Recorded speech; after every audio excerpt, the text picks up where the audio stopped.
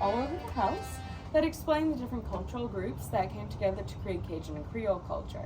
So you've got your Native American room, your European room, and your African room. We've also got some information about the construction of this house itself. This house was built in the mid-19th century for a family of 11 people. And it was originally just the front 2 rooms. You can only imagine how cramped it was, but thankfully you only slept in the house. You got out of the bad weather, maybe you ate, but this was your living room right here. It was a lot more roomy that way. Also, staircase right there, that's called the garçonnière, because once a boy got to be about 8 or 9 years old, he'd start to sleep in the attic. My grandfather even remembered doing that as a little boy whenever he'd visit his grandparents.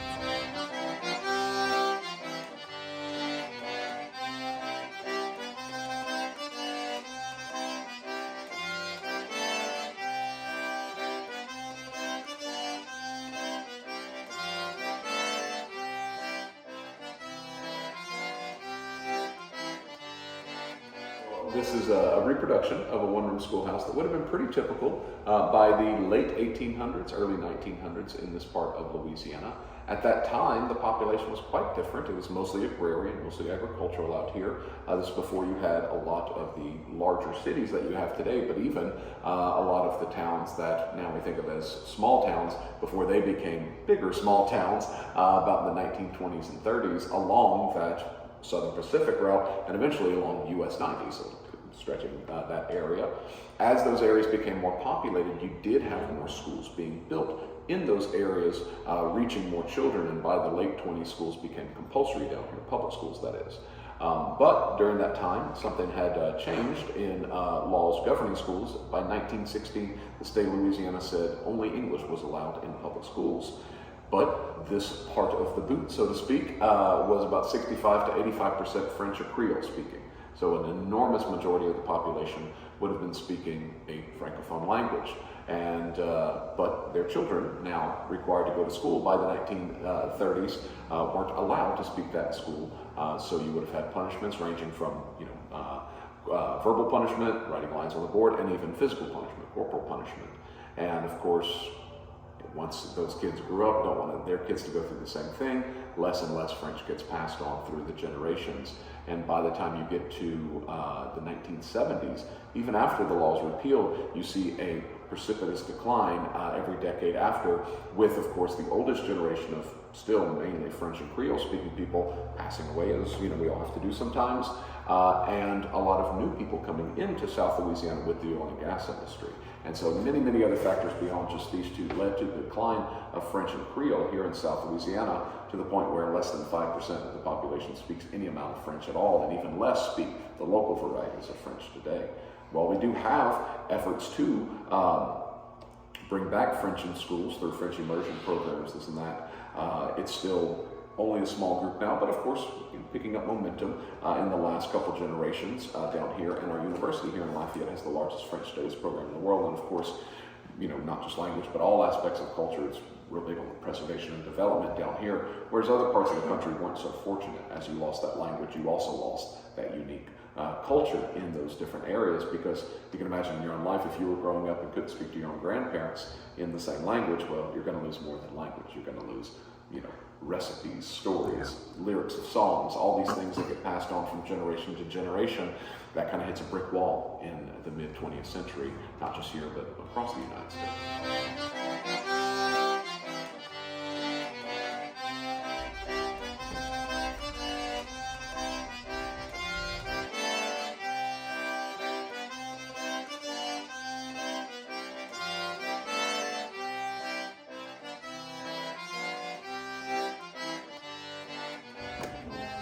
How y'all doing? Hey, how you doing? You're a descendant of the Broussards? Yes, sir. Yes, sir. So am I. Oh, yeah? We all are. Cajun music today, I love it, but it's country and western in French. Like this song.